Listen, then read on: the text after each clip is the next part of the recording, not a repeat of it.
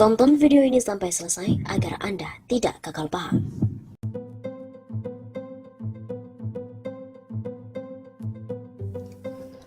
Panglima TNI tersadar adanya bahaya perang dunia senyap yang mengintai TNI Angkatan Darat. Ternyata Kepala Staf TNI Angkatan Darat KSAD Jenderal Anggika Perkasa sudah menyadari bahayanya perang senyap dunia di era modern yang terus mengintai. Terbukti Jenderal TNI berdarah Kopassus itu mulai merancang strategi untuk menghadapi perang senyap modern tersebut. Lalu apa yang diperbuat olehnya? Sebuah gedung sedang dibangun di area markas besar TNI Angkatan Darat di Jakarta. Gedung ini adalah markas sekaligus benteng pertahanan TNI Angkatan Darat dalam menghadapi peperangan senyap bernama Cyber War.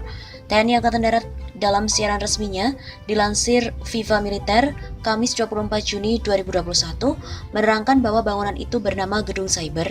Nanti setelah usai dibangun akan dijadikan pusat Cyber Security Operation Center dan juga Computer Telephone Integration serta menjadi Command Center. Sesuai dengan arah pimpinan, gedung cyber ini akan digunakan untuk sistem informasi terpusat Angkatan Darat dan juga untuk Satuan Penangkalan Pusat Sandi dan Cyber TNI Angkatan Darat dalam rangka menangkal potensi-potensi ancaman dan serangan-serangan cyber ke infrastruktur kritis dan sistem informasi TNI Angkatan Darat. Aspek pengamanannya itu akan dilakukan oleh Pusanishat, yaitu begitu kata Komando Pusat Sandi dan Cyber TNI Angkatan Darat. Perlu diketahui sebenarnya ancaman cyber war sudah diwanti-wanti oleh Kementerian Pertahanan RI. Hal ini juga mengacu pada semakin pesatnya kemajuan teknologi digital di dunia.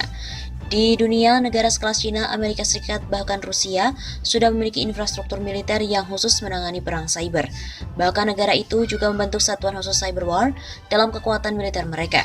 Contoh Amerika dengan US Army Cyber Command.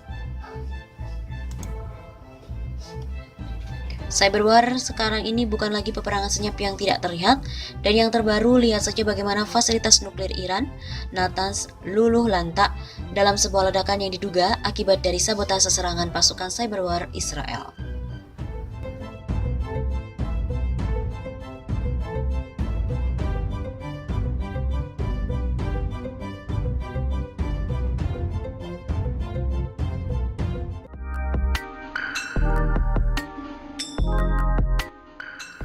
Benarkah perwira TNI Angkatan Udara berasal dari Cina dan akan bocorkan rahasia negara? Foto seorang perwira bintang 1 TNI Angkatan Udara yang sedang berada di dalam sebuah mobil beredar di Twitter. Dalam name tag yang dikenakannya tertulis Suryo Martono, menuliskan dari klaim itu menyertai foto perwira ini berasal dari Cina dan oleh karenanya semua rahasia negara telah bocor dan berada di tangan negeri tirai bambu tersebut. Foto itu terdapat dalam gambar tangkapan layar sebuah unggahan di Facebook. Unggahan ini berbunyi, "Perkenalkan, telah dilantik di istana Marsikal Pertama TNI Margono alias Chen Ke Cheng alias Chin Koshin. Dia menjabat sebagai direktur di Badan Intelijen Strategis atau BAIS TNI. Ini artinya segala rahasia TNI telah diserahkannya pada dia oleh rezim." Gambar tangkapan layar tersebut kemudian diunggah oleh akun tersebut pada 3 Mei 2021.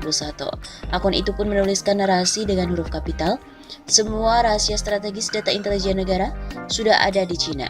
Hingga artikel ini dimuat, cuitan tersebut telah mendapatkan lebih dari 100 retweet dan disukai lebih dari 350 kali.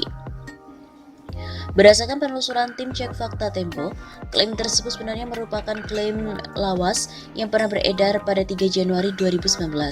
Lewat pencarian dengan reverse image tool Google dan Yandex, Tempo menemukan foto perwira TNI Angkatan Udara yang sama terdapat dalam gambar tangkapan layar percakapan di grup WhatsApp.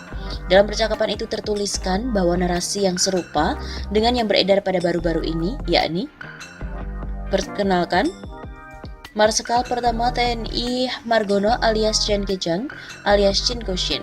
Dia menjabat sebagai direktur di Badan Intelijen Strategis TNI, mau dibawa kemana negeri ini." Gambar tangkapan layar itu pun diunggah ke Twitter oleh sebuah akun yang menautkannya ke cuitan akun resmi TNI Angkatan Udara. Akun ini juga menulis, "Min, TNI AU, Puspen TNI, BAIS TNI, ada minta diculik nih, ibu-ibu tukang buat hoax. Tiap jam dia kirim hoax." Merespon klaim tersebut dalam cuitannya pada 3 Januari 2019, TNI AU menegaskan bahwa informasi yang menyatakan Marsikal Pertama Suryo Margono bukanlah WNI adalah hoax. Perwira tersebut lahir di Singkawang, Kalimantan Barat. Marsma Suryo Margono adalah salah satu perwira TNI Angkatan Udara terbaik. Beliau asli Singkawang, Kalimantan Barat. Demikian penjelasan dari TNI Angkatan Udara.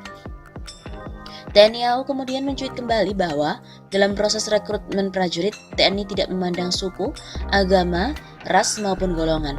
Yang terpenting adalah prajurit tersebut merupakan WNI, bertakwa pada Tuhan, memiliki jiwa nasionalisme, dan siap berjuang untuk keutuhan dan kedaulatan NKRI.